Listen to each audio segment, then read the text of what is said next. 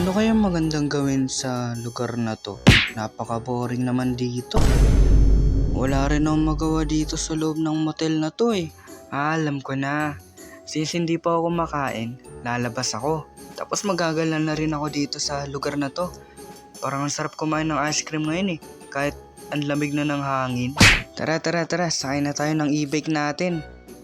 Oh, anong meron? Bakit sarado yung mga daan dito? May fiesta ba ngayon? Di bali, iwan ko na lang tong e-bike ko dito, tas maglalakad na lang ako sa pupuntahan ko. Pero ayos walang sasakyan ngayon dito kasi hinarangan nila eh. Ang sarap maglakad sa kalsada. Ano kaya maganda ditong puntahan? Ayun, yung ice cream. Ano kaya masarap dito? Ito na lang yung vanilla. Nyam, sarap.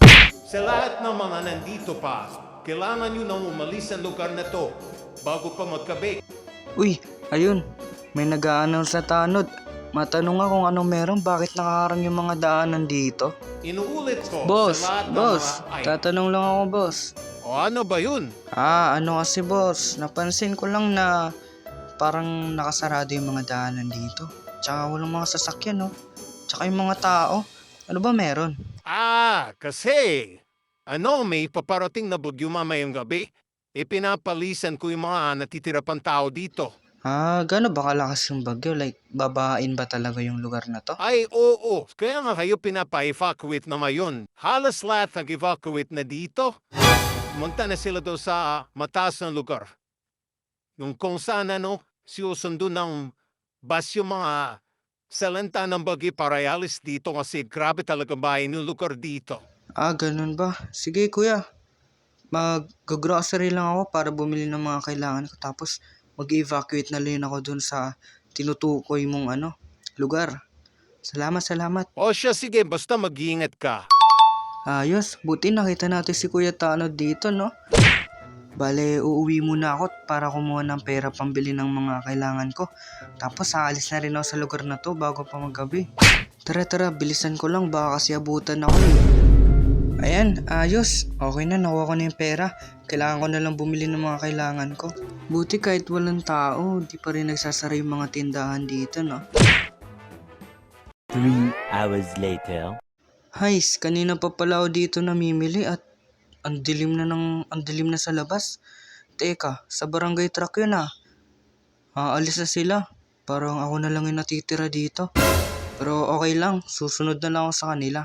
Di pa naman umuulan eh. Tapusin ko na lang yung pag-shopping ko dito tapos alis na tayo agad. Ayun lang, akala ko hindi uulan. Naabutan pa ako ng ulan. Kailangan ko na magbantali, baka biglang tumaas yung baha.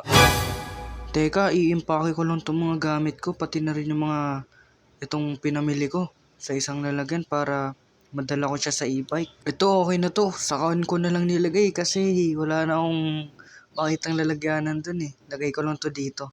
Ayan, okay na. Oras na para umalis.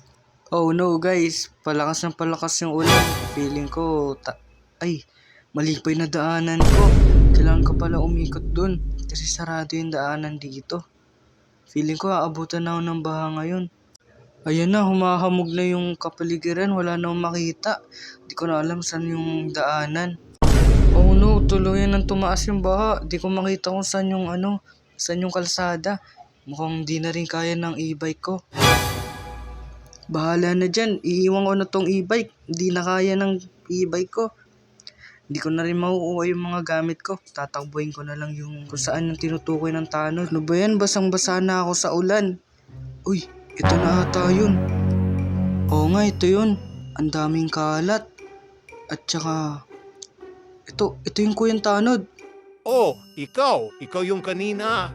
Di ba sinabihan na kita na pumunta ka na agad dito? And tuloy basang-basa ka. At saka kumain ka na ba? Pumasok ka muna doon sa loob, marami pagkain doon. Oo nga po eh. At saka, marami naman po pala kayong pagkain dito. Sana hindi na ako namili. Ay, hello. Dami tao pala dito guys. Makakain nga muna. Ice cream pa lang kinakain ko buong araw. Ay, ate, tanong lang po. Bakit wala masyadong tao dito? Akala ko ba dito pinapapunta yung mga pinalisan dun sa baba? Kasi hindi pa naman ito yung main na pinakaligtas na lugar. So bale, may pupuntang bus dito para sunduin tayo.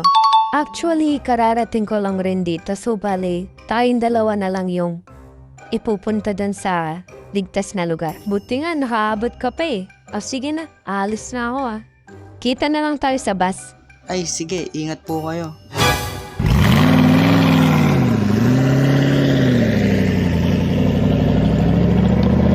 Oh, nandiyan na pala yung sinasabing bus.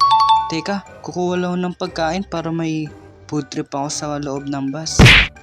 Ayun, tara na. Uy, nandito na rin pala yung ate kanina. Nice one. Ayos, makakaalis na rin sa Okay, lugar pare na to. Uy, seatbelt na lang po, alis na may po tayo. humahabol pa. Boss, teka lang, Sino yun? teka lang. Di pa ako nakakasakay. Dalian mo na, umalis ka na dyan at sumakay ka na. Pagiging barko pa tong bus na to eh. Buti na lang nakakahabol tayo. Teka, yung e-bike ko yun ah. Kawawa naman yung e-bike ko.